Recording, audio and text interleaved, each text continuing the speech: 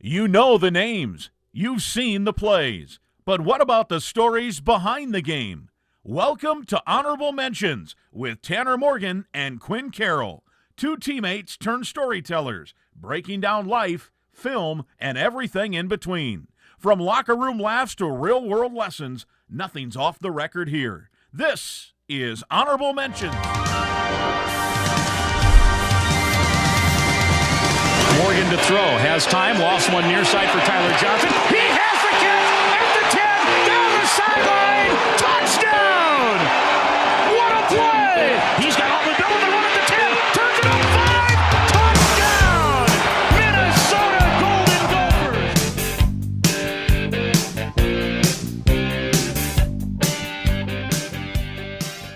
Hey, welcome back to another episode of the Honorable Mentions podcast.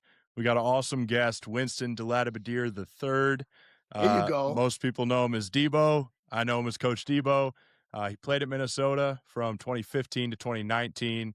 He then went into coaching. He was a GA for only 2 years before becoming a head D-line coach at the FBS level in 2022. Stay with me. He's got a long intro. He became the D-line coach and assistant head coach at the University of Minnesota in 2023. He was there for 2 years. He was the AFCA 35 under 35, one of those coaches in 2024. This past year, he was with the Arizona Cardinals, and most recently took the head D-line job at Michigan State University. Rejoined with former defensive coordinator Joe Rossi. So, Winston, thanks for joining the pod, man. Man, no doubt, man. It's no place actually I'd rather be than with two ball-knowing dudes, baby. Come on now. I'm excited. It's a big compliment. It's a big compliment. Thank you, Debo. Yeah, that's huge. That's huge.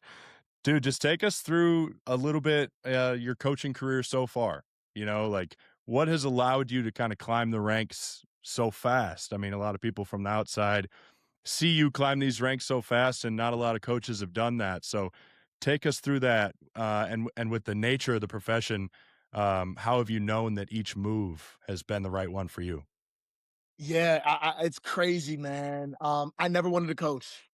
I tell this story all the time. I never wanted to coach, and it was kind of like God was like, "You're going to do this, whether you want to do it or not." You know. Yeah. So, starting off, I finished college, and we were just talking about this a little bit before we, started the recording. I wanted to play, and the BC Lions had an opportunity to bring me up to Canada, but it was COVID, so I didn't end up going. I go down to Charlotte as a GA, and my old D-line coach, who's the D-line coach of the Bucks right now, he was like, "Hey, listen, you're gonna come GA for me," and I'm like, "No, I'm not." He's like, "Dude, yeah, you are, and you're gonna be a really, really daggone good coach." And it turns out, he was right. Not to toot my own horn, but I feel like God kind of maneuvered me into, what I am right now, and just my passion and my love for the game has turned into a little bit of my ministry, but also like, man, I love just being able to get after it and still get that adrenaline rush, like as a player that I had when I go out there and I coach. Raising in the ranks a little bit, I think is interesting because that's just about people. It's about people, it's about intentionality, and I think it's about work ethic and consistency. And the biggest thing that I have for young coaches is if you want to raise in the ranks, you better be able to recruit because you think you're a really, really good coach, excuse me, until you don't have any players to really be able to coach. So if you can get better players, you'll turn into a better coach, but you better be able to recruit and build relationships with your guys. And on top of being able to recruit, you better be able to retain players because right now in this game, it's almost like a year-to-year contract with some of these guys who aren't as loyal as they used to be in this college football deal. So I've got the right people around me, people who won't let me settle for an average mentality. And then I think the backing and the foundational knowledge of the game, being able to feel it, play it, understand it, coach it, and then ultimately not being one of the most talented guys in the room because I wasn't.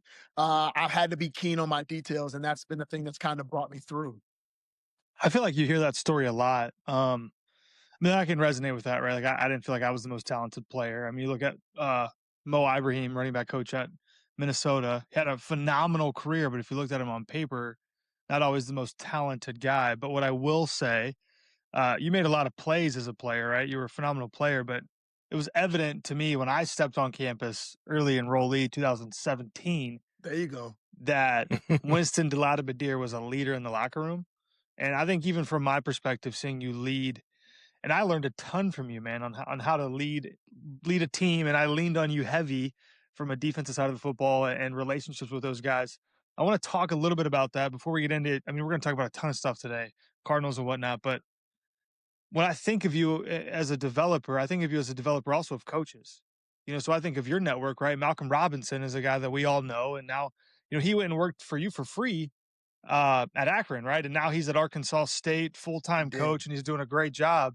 I think Mo Ibrahim is a guy you've had a huge role in. He's a young coach, and obviously he's the running back coach in Minnesota now for Coach Fleck. And there's a plethora of different guys. So can you talk a little bit about how you even build up other coaches who are young guys? And you're only 29 years old, like you said, but I already see, that you are developing coaches all around you. Talk about how you do that. Yeah, it's interesting because the first guy I really got a chance to get my hands on was Malcolm, right? I'm at my mother-in-law's house where I'm sitting there. It was the holiday season, and Malcolm, nobody knows this, Malcolm partially broke his back at Morgan State. Mm-hmm. So he had a fracture here, this little joint was messed up, this disc was messed up. And he called me and he was like, Winston, I don't know what to do. And I said, come work for me. I said, you're going to be a way better coach than I'm going to be. Come work for me. And he was like, well, what am I going to do when I come work for you? How much can you pay me? I was like, I can give you nothing. Like, I'll buy your meals. I'll take you where you need to go. Like, I'll always have you over the house, but just come work with me. And I promise in a year, your life will change. Like, I got you. And I'll pour everything I can into it. And the dude was working for me. And then a year later, you flip it, he's working for Charlie Partridge at Pitt. And I'm not saying that that's because of me. I'm just saying that somebody might need another person to give them that nudge to say, hey, maybe one dream is over, but you don't have to stop dreaming magnificent dreams just Yeah. because the first one is done. And I always had so much just excitement around Malcolm becoming a coach because I knew that was going to be, the case for him. And it's interesting because you don't look in the mirror and always see that for yourself. And I have a guy that I work for now in Joe Rossi who told me, oh, I always knew you'd be a coach. Well, somebody should have told me because I didn't know. Right. So it started off with Malk and then, you know, talking to Mo after he went through the ups and downs of the NFL, after having the most illustrious running back career in University of Minnesota history, like getting on the phone with him and talking about coaching. And he was like, well, I don't know if I want a GA. I don't know if I want to do this. And I was like, well, listen, if you're 1 foot in, 1 foot out, then don't do it. But if you Right. can't live without this game and you want to help other people get where they need to go, then jump right in. And he ended up jumping in, and me and him got to share another year together at the University of Minnesota. And now he's killing it. Went to camp, came back to Minnesota, and he's living the dream in that way. So it's a couple other guys I played with, Jalen Myrick, who was a QC with us, who's now, just in the mix for some different things going on in this college football world. But I'm just excited for all those guys to watch them continue to grow and flourish. But the biggest piece of advice for anybody who wants to be done playing and become a coach is if you are not 100% in, don't do it because it takes up too much time, effort, and energy. And it's so much love that you have to be prepared to give that. And Tanner, you know that because we've For had sure. those moments. Even sure. Quinn, we've had those moments from coach to player at that point. It's so much For love sure. you've got to be able to give that Yeah. you'll be exhausted for no reason if you're 1 foot in and 1 foot out. Like you can't be double-minded. You've just got to Yeah. go. That's also A lot of biblical. I talented mean, guys. pull the Yeah, God thing, don't be a I had double-minded to. man. I'm gonna ask you one more before Quinn kind of gets on a roll here a little bit, but we see all the time right now, college football coaches. There's so many guys who say, "I just want to get to the league. I'll take whatever I can to get to the NFL."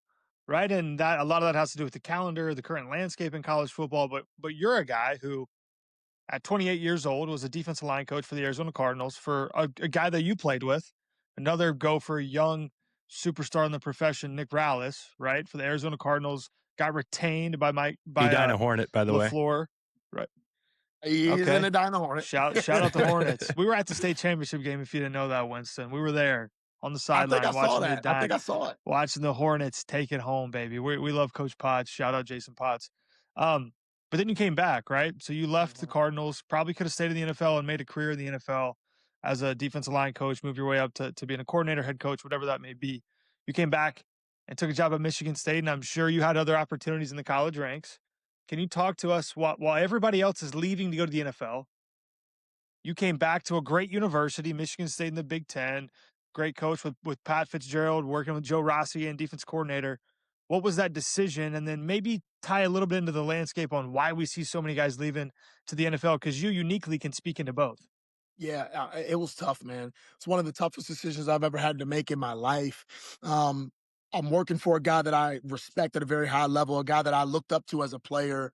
And at that point, you just don't know at the end of every year what's going to happen, and how this thing is going to go, the trajectory of job security from a year to year basis. But I'll say this, the NFL is a business, boys. It's a business. And nobody cares about, from a performance perspective. Nobody cares if you like it or not, but that thing is going to be a business, whether they keep guys, whether they cut guys, whether they release guys. And being up there, I said, okay, I can do this and I can do it at a high level. And like you said, if I want to stay, I can stay. But I felt like once I gained that knowledge, I had some unfinished business at the college level that I've had to kind of go and take care of, because I think I can get guys to the point where they're not just in the league, but they can stay in the league Yeah, rather than just sign and be around for a right. couple of years or whatever the case may be. I mean, look at guys like Boye Mafe.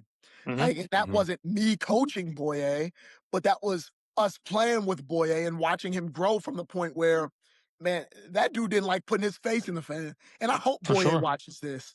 Okay, Boye, look, you were a little soft starting And that that thing means, off. Boye, you have to come on the podcast in the next 2 weeks to Boye, defend now yourself. you got to come on the podcast and talk smack back. But no, Boye was a little soft at first. Then he started using his hands, started throwing his face in the fan, started biting. And now you look up and he's a Super Bowl champ, but he stayed in the league. Okay, so what's my role here? Not just to put guys there, but to keep guys there and allow them to flourish in that setting. I'll be back in the NFL one day. I will. I've got goals, right? And I'm okay with saying my goals publicly. I want to win a national championship and I want to win a Super Bowl. That's what I want to go and do. And I want to be able to touch both of those highest peaks of the game at both levels, right? Which is going to be probably one of the hardest things, again, that I'm going to have to be able to mend myself and become malleable to be able to go do. But man, like, I just feel like I have to be transformational at the college level in this period in time in my life. And that's something that I'm willing to do, baby. So I'm pouring back into the young guys, not just to get them to the league, but keep them in the league. I love it. God, that fires me up. Yeah, I I'm want to ready play for you, roll. dude. Can I get eligibility? Yeah. Come play three Come technique back, or baby. something? Hey, I Come don't back. know I need a anything about three. D line, but you got a job. I'll work for free. Coach D line, teach me how to. I don't know. Put my face in the fan. I don't know how to do That's that. it. We'll teach you. You just got hey, the Tanner- first step is Tanner does just not know doing how. it. We'll coach the technique up later. Yeah, just That's I can run around. I can do that. That's it. Yeah. That's it. Well, there's so many coaches that are former players, right? So how has your experience as a player allowed you to kind of elevate yourself as a coach and, like you said, elevate other coaches? Oh my gosh. There's something called coach talk, and you guys have probably heard it. Like For when sure. coaches tell you a technique that's supposed to work on paper, but then you guys are looking at each other in the room and you're like, man, that stuff ain't gonna work. Like that is not the technique that I know is gonna be able to work, right? Like so as a player and being able to transition as a coach, I will literally be in the defensive staff room and I will visualize myself in that spot working that technique, especially if it was like applicable to a defense that we ran when we were in college or whatever the case may be. Like the superpower that I had that I thought was a weakness was I had 5 D-line coaches in college. I had 3 defensive coordinators and I had 3 head coaches. Yep. Wow. So I've learned I mess with kids. I'm like, look, I've learned how to rush the passer every single type of way that you can. I've learned how to play in a certain defensive structure every single kind of way that you can.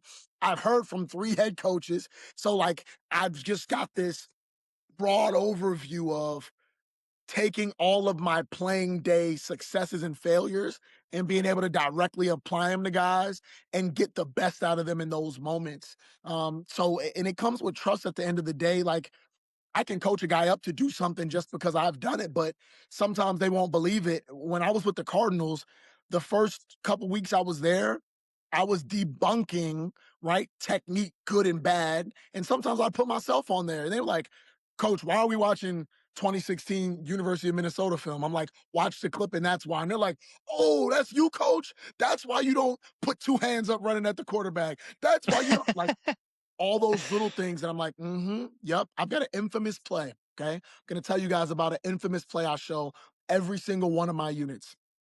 Tanner remembers this. 2017 Maryland, fourth quarter, ball bounces out to the C. I'm supposed to be in the C gap.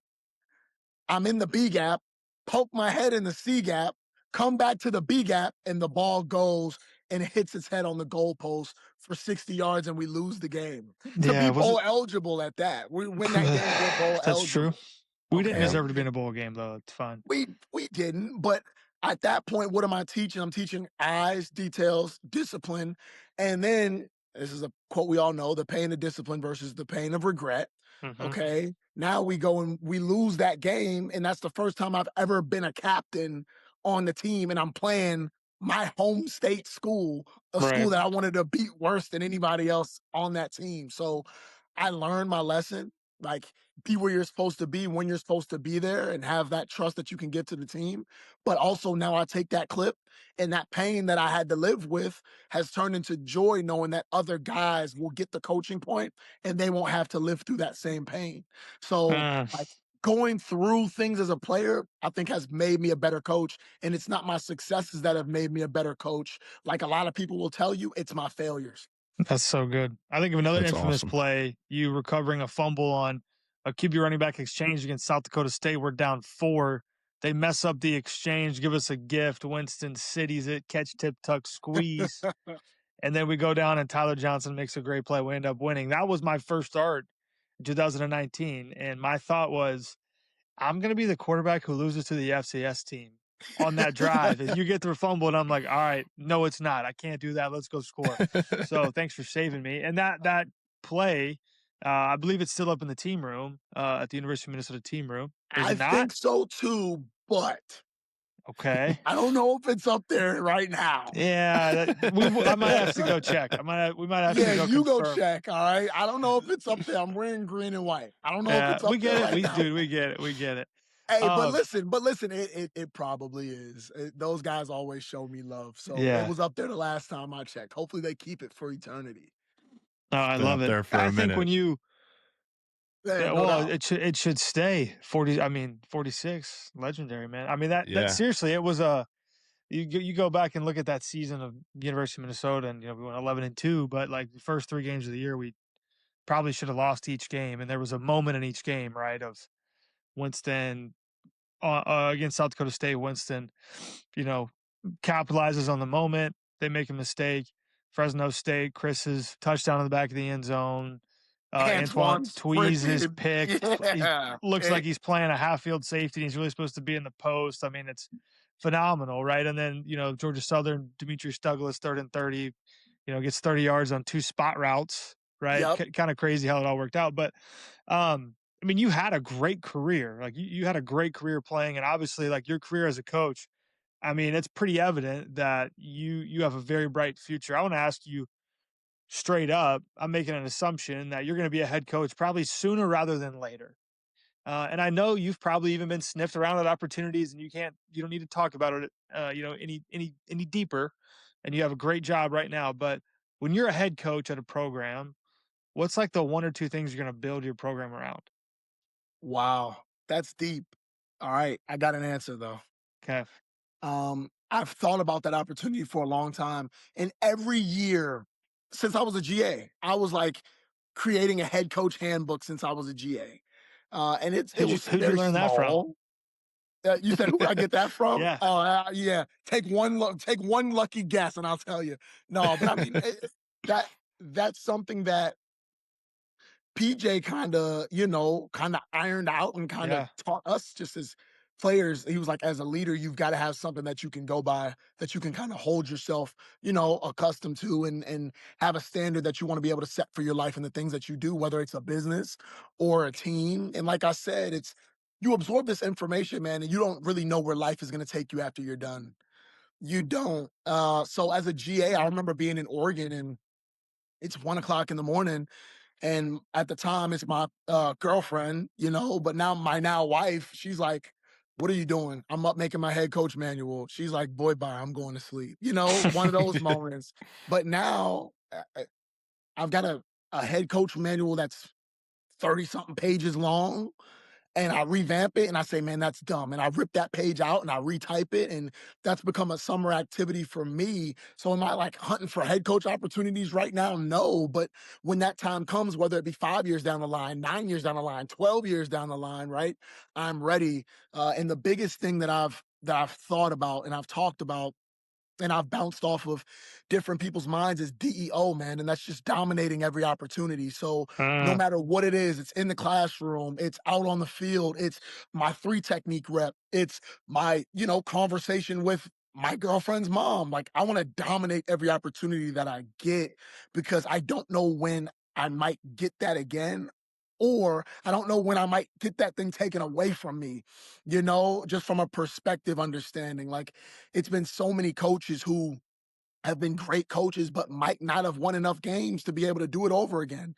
It's been right. so many players who have went out onto the field and have had season-ending injuries who might not be able to touch the field ever again, or like season-ending, career-ending injuries, right? So dominating every opportunity is something that I hold near and dear to my heart.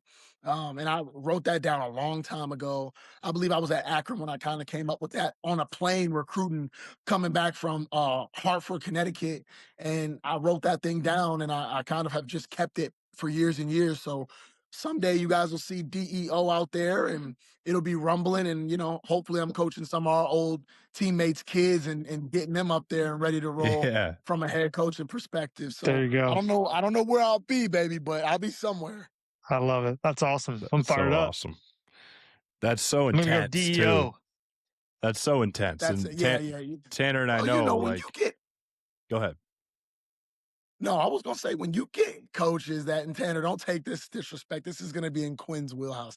When you get front guys as coaches, Yeah, it gets a little bit more real.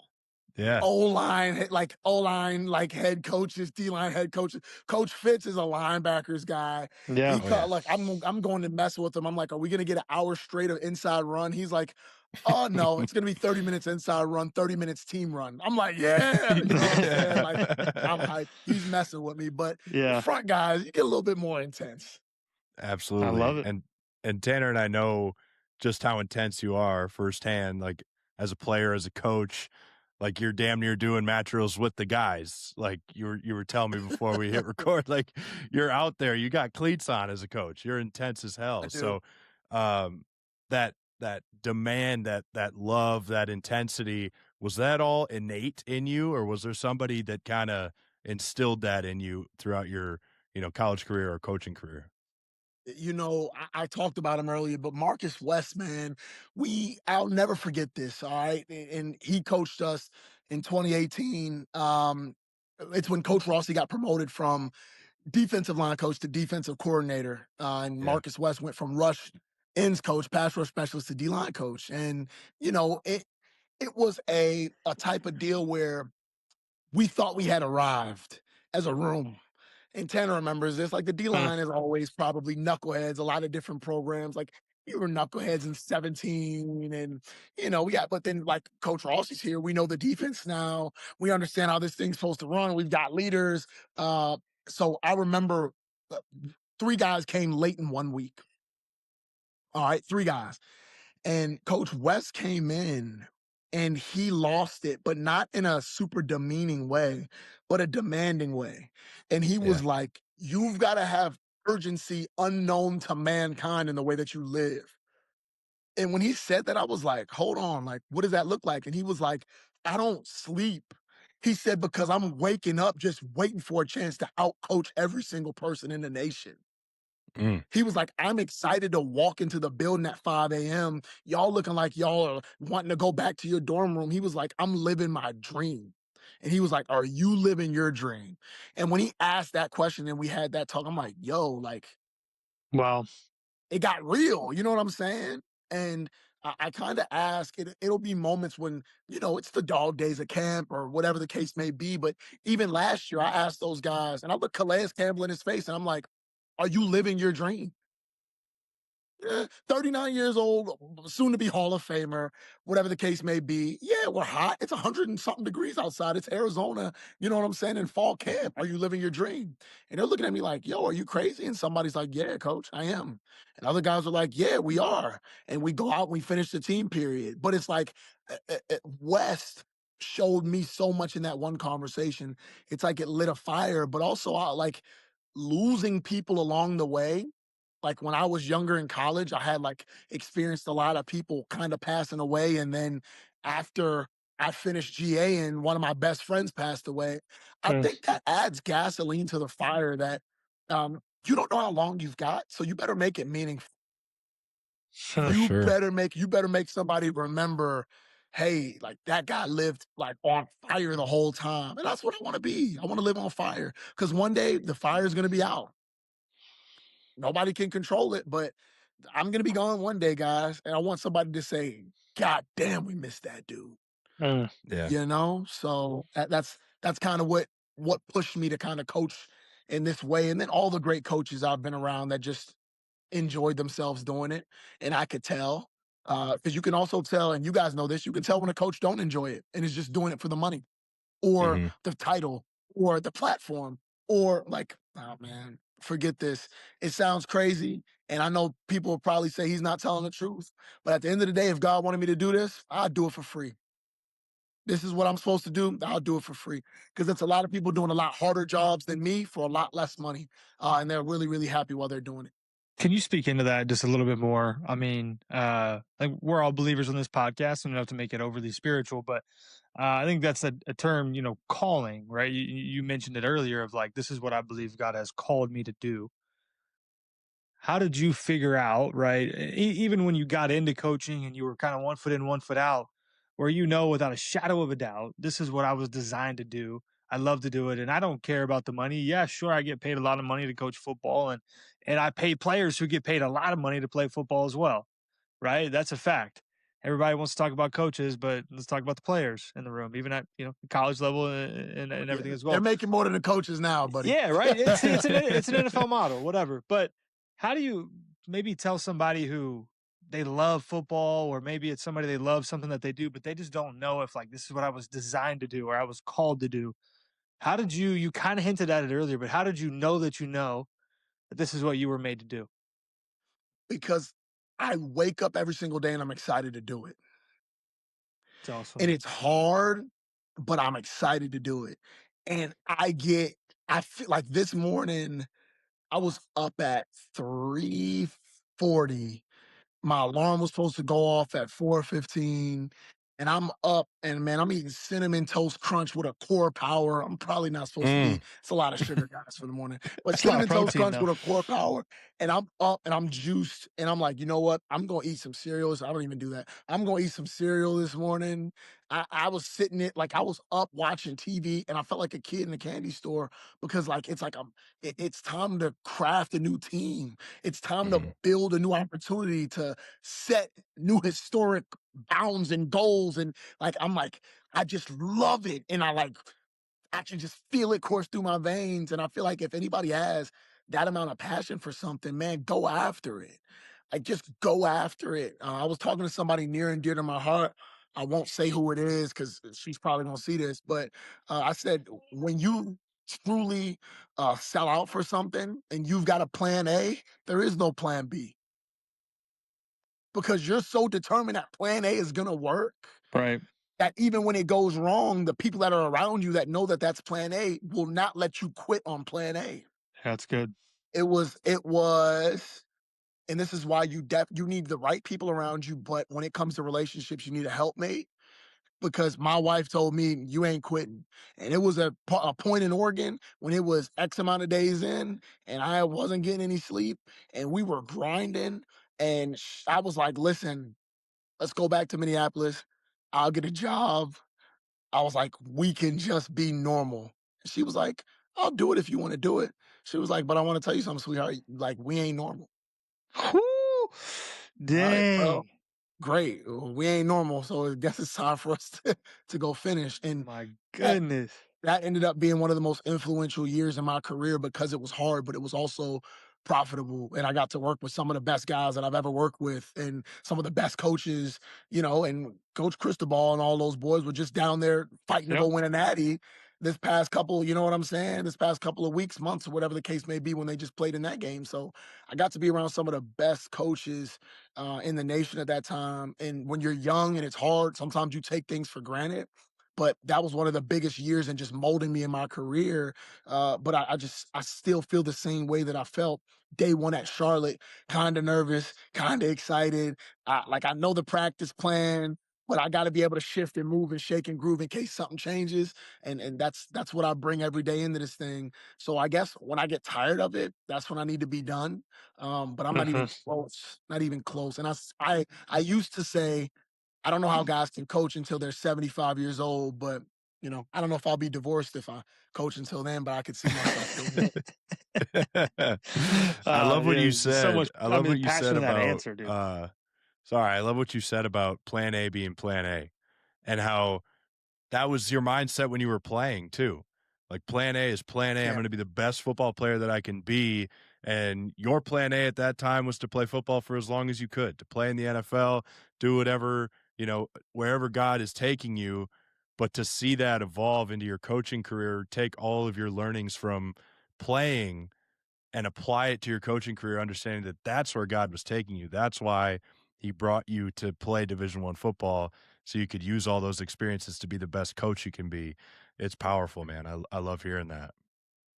I appreciate it, dog. It's been a ride because you couldn't tell me, and this is like the be delusional quote. Like, you Yeah. gotta be delusional. You couldn't tell me I wasn't gonna get drafted because you're crazy, because I'm gonna outwork everybody. Mhm. Yeah. Like, I'm gonna tell us another story. I have another story. Yeah, I love stories. I was thinking about this at this morning, 4 a.m. Me, Sam Renner, Jacob Herbers. Okay. We were on one side of the weight room. You guys remember like the competition periods we used to Yep. do in the weight Yeah. room.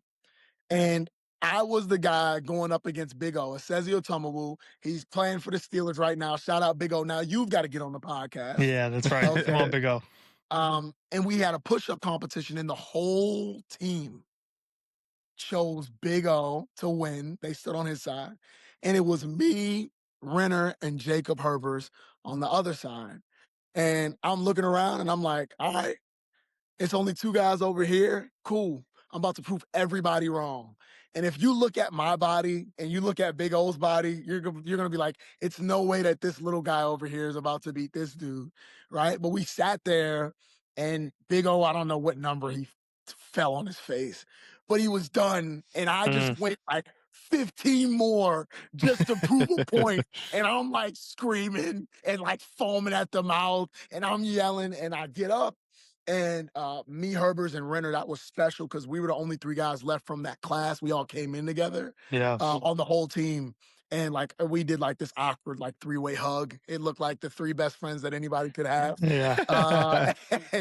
And I asked both of them, I asked Herbers, I'm like, well, why did you come over here with me? He was like, because your heart was so big, I knew you would lose. But Yeah. then check this out. I asked Renner why you picked me, and he was like, because your arms are shorter. So scientifically, you should have been able to do more push-ups than Big O. But all that to say this, like, plan A was plan A. Like, it didn't matter who was in my corner. It didn't matter who believed in me or not. Like, Yeah. if I'm setting my mind on it, I'm going to do it. And now as a dad, I think that's the biggest gift I could give my son is like, understand this. You don't need anybody in your corner to go get the daggone job done. Like, you can go do it all by yourself. It's been some lone survivors in this world who have went and done it by themselves, but I'm blessed that I have some people who believe in me a little bit more now than they did in the beginning, that are in my corner. So I'm blessed, man. I'm blessed. That's so good, dude. So good. I would have been if it And was if it was a team lift, I'd have been on your side. Sorry, Big O. Well, I'd it must have have been. been I think it was a defense and specialist lift. That's why for Herbers sure. was down there. Definitely had to be. well, I think that's just a mentality of somebody like that lone wolf, lone survivor type mentality is, it speaks to kind of your career, your playing career. Like you said, 3 different head coaches, however many coordinators, however many D-line coaches. You had to figure it out yourself for a little bit of it. You had to figure out in your heart of hearts, do I really want to be here at this university, or is it a coach that's keeping me here? So talk about just your three head coaches in Minnesota and kind of what you learned from them and the difficulties of those transitions. Dude, I couldn't have had 3 different personalities Right. walk through that door. Okay, so I'm recruited by Jerry Kill. Kill's a salty dog now, old school ball coach. You better be tough. You better work, and if you don't, you ain't gonna fit. Tracy Clays was like a smooth operator. He was laid back, defensive mastermind, right? So that was kind of his role. And then PJ Fleck is like the ultimate culture driver, right? Yeah. And the ultimate, like, what does he always say? King of the twos, Hey. right? Too small, too short, too this, too that, right? But like too addicted to the process to stop. Okay. So Yeah. like I had 3 different guys. And as I go through it, I think the thing that kind of made me was I had to prove myself 3 times in a row. Mm, It's hard because when you walk in the door, I'm not supposed to be there. Like you talk about right. another king of the twos, I'm another king of the twos. Same here, Okay. brother. So like as I walk through this whole story, it's I got a coach who believes in me, he leaves. I got another coach who I gotta earn his belief. Then he's out of there. Then I got another coach who I've got to earn his belief. And in the midst of having that, I've got all these different position coaches who are telling me to jump left, no jump right, no duck, no do this, no bend this way, bend that way. And I've got to find a way to kind of tap into, okay, well, Winston, what can you do on your own to make yourself better? What independent force can you make to be able to multiply your talent? Mm. And I had to kind of look and grab for guys around me. And the guys around me were my teammates, dude. They were the guys that were in that locker room. And at a certain point, when it was 2017 and all these guys were quitting, because when Coach Fleck came in, it was way too hard. We all looked at each other and we said, all right, cool, that's it. If you're gonna be in this locker room, be in here. But I don't know, Tanner, if you remember guys' lockers just being emptied out Oh yeah. overnight. Quinn, you weren't there for overnight. We come in the Dang. locker room and a guy would just leave a note. Mm-hmm. Leave a Wow. note, nameplate's gone. Another fallen Nameplate gone. soldier. Left a note, nameplate out of there, right? And at It had to one have been point, like we 50 got something together in the dudes, locker right? room. 40 something dudes, yeah. There's a lot. Dang. It was a lot because Tanner's class ended up being like what, really big, right? I think we signed 25, but signed 25 good ones. I mean, a lot of the guys that were from Western Michigan ended up playing, right? Christopher Yeah. Bell, myself, John Michael, And right? signed some JUCO guys. We signed some JUCO dudes. Like We it did. was a lot going on. But all that to say this, like we made a decision. We were like, all right, cool. If we're in here, we're in here. If you're in the locker room right now and you want to be here, you're here. If you're not, Yeah. get out.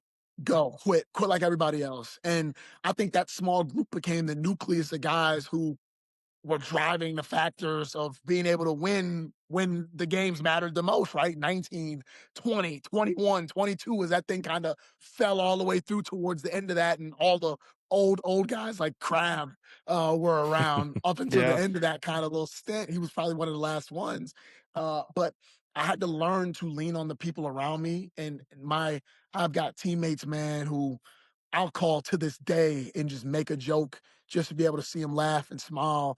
Tayon Devers, that dude, we have not talked and had a full conversation on the phone probably in a couple of weeks, almost months, but we send each other Instagram reel every single day just because we had so many times where we were going through painful situations and we just made each other laugh. Yeah. So it's small things like that, Quinn, that you take all those things from different coaches, but really the guys that matter are your teammates, and those are the guys that you remember. All those influential moments come from the locker room. So good. Let's pivot to your So current head powerful. coach now. I mean, you've had a chance to work for some dudes. Like, let's not. Yeah. You have been around some of the best football coaches, and the guy you're around now is definitely in that conversation. I mean, one of the best. You look at what he did at Northwestern. I mean, we played against him all the time, and you didn't know what kind of team you were going to give. You're going to get a well No. coached football team, that's for sure, right? And making the most. That was pre transfer portal NIL, but they went. I mean, they won the West more than we did, right? And we never did Yes. that, right? Yes. And they did some very special things, and I think I think you talk to anybody who has any knowledge of college football has a ton of respect for Coach Fitzgerald, and you're coaching for one of guy who's been in the been even rumored at one time to be the Packers head coach way back in the day, but he's had a ton of success is what I'm trying to get at, right? And very well respected. Another guy that you get to learn from along your coaching journey. Tell us a little bit about Michigan State in general, that transition to go play for a historic Big Ten program, right? We can call it that, a historic Big Ten program who's been very good. Uh, and really for Coach Fitzgerald as well. I know you're new on the job, but talk about Michigan State, the Sparty way, just a little bit, and give us some insight into what you guys are doing right now.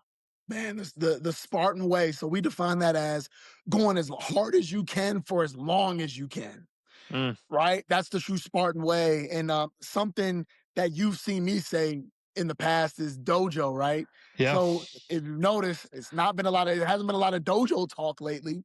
Okay. Because we had to switch it up. And why we switched it up is because every Big Ten program, right, that's a true historic Big Ten program, like a Michigan State, has just these bloodlines of legacy. And when you talk about like the Spartan way, it bleeds into being a Spartan dog.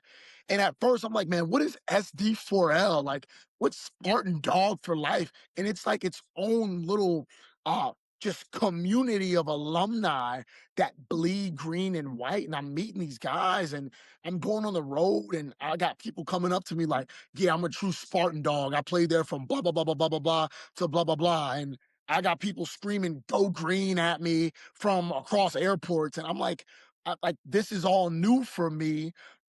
Just from a perspective of the fan base just being raving and foaming at the mouth, right? Mm, To be able to get back to that type of legacy, right? That they felt has gone here or gone there over the past couple of years. But I feel like it's really never left. Like if you come to this town, you come to East Lansing, you can just smell it in the air. There's a certain amount of toughness, and there's hardworking people. And I think that that's what separates us from everybody else is the amount of toughness and the mentality that we have here. I've got the pleasure to work with Coach Max Bulla, whose dad was a Spartan dog, granddad was a Spartan dog. Like his whole family just bleeds green and white from Michigan originally. And he sat me down and he schooled me up on this. And like one of the things he said to me was like, we don't take a backseat to anybody. And that kind of gave me goosebumps. He was like, I don't care who it is. We do not take a back seat. Like we are in every conversation. We deserve to be on the field with who we deserve to be on the field with. And we're going to work to prove it. We're not going to ask somebody to give us respect. We're going to work to prove it. So just being in a place that values hard work at such a high level, it's been a blessing. And then Coach Fitz is consistent. He's down to earth. He loves his family. Like it's so many different values that I align with a guy that's sitting in that corner office. And he just makes you feel comfortable with being yourself and going to work every single day with him. You don't feel like you're working for him. You feel like you're working with him because he's mm. out there, he's battling with you as well in order to be able to direct these guys from a transformational mindset. So, man, I love it. It's exciting to say the least. And then, I'm still in the cold, baby. So I like me a little bit of snow. I love it. Getting out of the desert was kind of cool as well. I love my white Christmases in the snow, man. So I'm excited to be here. Hell I yeah. love it. You were talking about like being in the airport and hearing "Go Green," and running into these people all across the country as you go recruiting. So talk about how wild the recruiting process is now, even since you got into coaching back in 2021. Just like how different, how it's evolved, and NIL obviously playing a huge role with the money and the transfer portal, and just how you're creating a new team right now. The calendar is insane. So you come out of a bowl game, but you don't have a real break like you used to. You used to get about 2 weeks off. Like to Yeah. maybe 18, 19 days. It just depends, right? But now you're back in the office because you got transfer portal, Right. right? Yeah. And you got your handful of 2 or 3 programs that don't access the portal, right? And that's okay. That's how everybody, whether it's academic reasons or whatever the case may be. Yeah. But 99% of college football is using the portal. So you're back in the office, man, and it's OV dates after OV dates, and you're just flying guys up. And Jeez. if they are into it and they want to be a part of it, they're in it. If not, then it's like speed dating. They let you know, you talk to them, and you're like, cool, who's next to be able to fly up? Or some guys pop up late, and you really would have wanted them up yesterday, but they didn't pop into the portal until today. So it's like so many different things, and you turn around, and after that, you go right on the road. So you transition from having a 22-year-old grown man in your office talking to him about joining your football team to going to the home of a 16-year-old within a Dang. week. Yeah, within Wow. a week. And it's agents here and agents there and agents Yeah. everywhere, it feels like. So it's unregulated right now. And, the NCAA will get it figured out, I hope. But at the end of the day, the calendar's nuts, and you're talking to a grown man and his agent on a Thursday, and then next Tuesday you're in a kid's home, and like his mom is saying he's not allowed to be out of the house past 8 p.m. So it's just so many different dynamics Yeah. that you're dealing with, and like you've got to be you regardless. So in the transfer portal, if you lie to these kids, when they get there, they're going to know the truth anyway. So in my opinion, it's like transparency is the best policy. If they like it, then I love it. If they don't like it, then you probably shouldn't come here and play for me or us. You know what I'm saying? Yeah. So um, I never liked when kids would say, "Oh, coach, well, somebody told me something and it's not true, and I thought I was going to be no, no, no, no, no. I'm going to be very, very clear. Like, I'm not giving you anything. You Mm. walk through Mhm. these doors, and you ain't getting given anything, but you're going to work for it. I'm telling you, it's attainable if you work for it. But I can't give you anything. So I feel like that honesty is something that sets us aside, at least from this staff. The fact that we could be transparent and let guys know what's going on beforehand, rather than when they get up here and say, "Hey, we actually changed our minds." Right. Dude, that's amazing. We've talked a ton on this podcast just about the calendar. I mean, even when we started, it was, college football playoff time. And it's like you're looking at Oregon, right? Place you played before, and the two coordinators are, I mean, I can't even imagine, right? And Nate Dotson, quarterback coach at Kentucky now was he's killing it. And he was back and forth between Kentucky and Baton Rouge. And I grew up in Kentucky, so it was really cool for me to see Nate Dotson. Shout out Nate Dotson, getting off track here, to be the quarterback coach of the Blue and White. I mean, I was growing up, that was the school I wanted to play for. But you see, the two coordinators, one's at Kentucky, Tosh Lapoy is going to Cal, and they have to go call and prepare to go try to win a national championship in the college football playoff and retain their players at the new school and coach their team, build a scheme for game plan for one of the best offenses in the country. Oh, and by the way, portal opens up, and like it just, I mean, I can't even imagine, right, being in that world of having to do double time. And I know it's been going on for a long time. You look at Dan Lanning; he did it at Georgia before he got to Oregon, and I mean, you were around. Like, I'm not trying to say that it's not happened, but to me, it blows my mind that it's still going on, and hopefully it gets fixed. But we've talked about that a lot. We are huge fans of Coach Debo on this podcast, without a doubt. We've seen your passion. We don't want to take up all your time, but what we do here on every podcast is we close with an honor roll.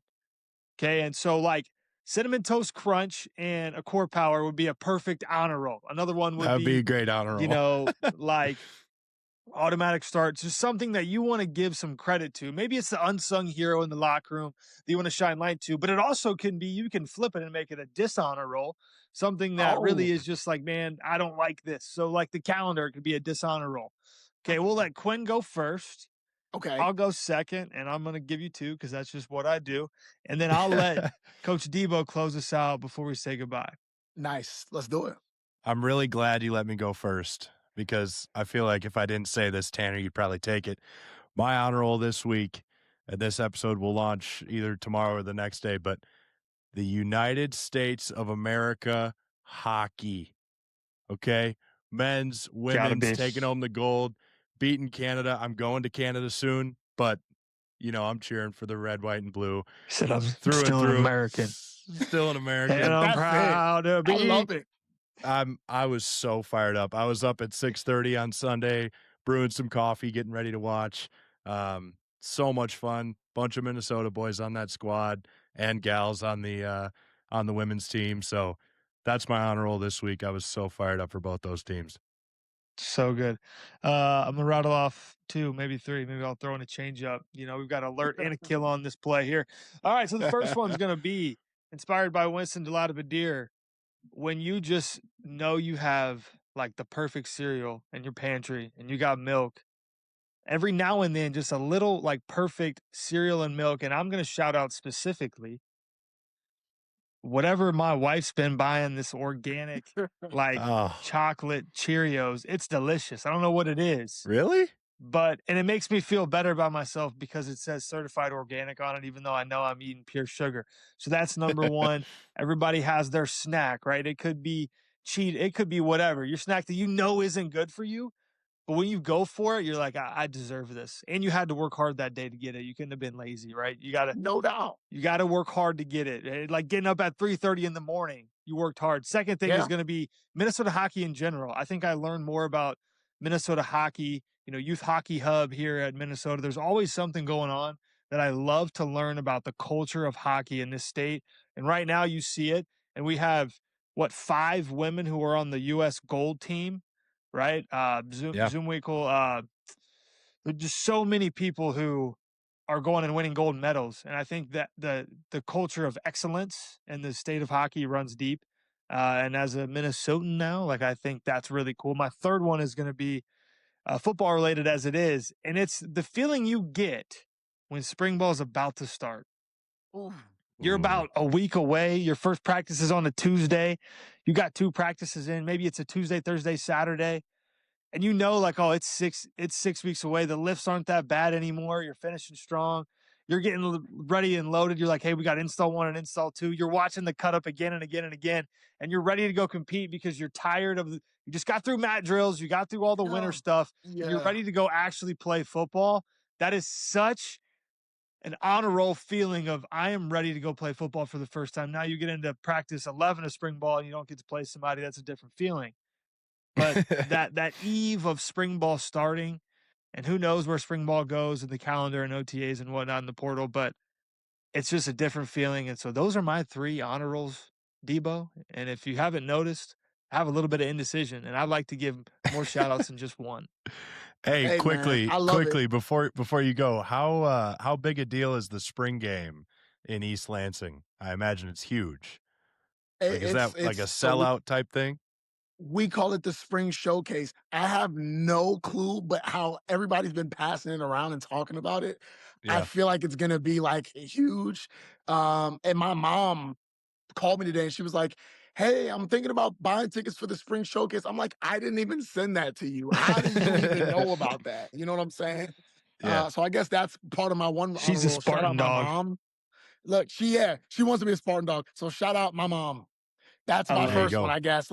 Throw that in there, saying that. But it's a pretty big deal, though. It's a pretty big deal. That's great. I'm excited. All right, it's my turn. I got my honor It's roll. your turn. Yep, Yeah, if you got one. All right, cool. All right, check this out. Shout out Blake Cashman. Okay. I'm gonna say it like this. He's a connector of people, connector of the masses, and every time I'm in his presence, it's a great time. Okay, I'm gonna say that. I'm gonna shout this out as well. Shout out to Antonio Chenault and Thomas Barber.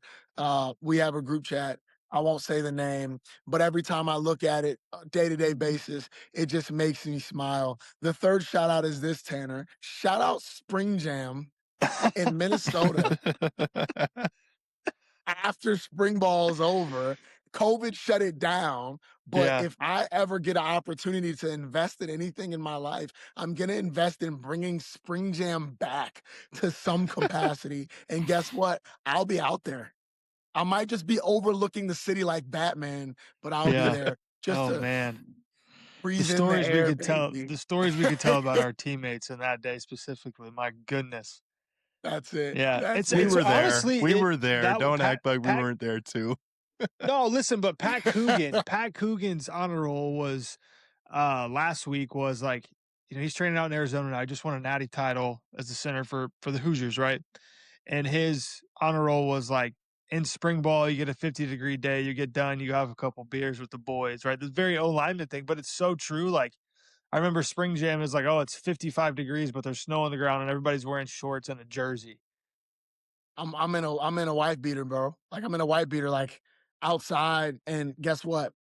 I'm listening to some Fetty Wap song, and I'm just feeling summertime in Minnesota about to start coursing through my veins. You know what? Listen to my last one. Shout out summer in the Midwest. Yeah, that's valid. Mm-hmm. Because I'm an East Coast dude, and everybody's like, "Oh, well, the summer's best in LA. Summer is best in DC. Summer."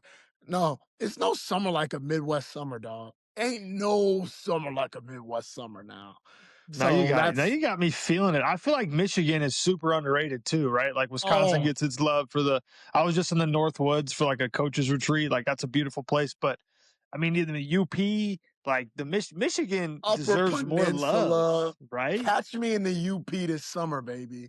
Catch me in the UP just $5, just fishing, feeling the sun on my skin. I don't need the Bahamas, baby. I got the Upper Peninsula. Oh gosh, that's how you know you were born to be a defensive line football coach right there. I don't need the Bahamas, I got the UP. Well, Debo, dude, thank you so much for coming on. We appreciate it. This was a blast.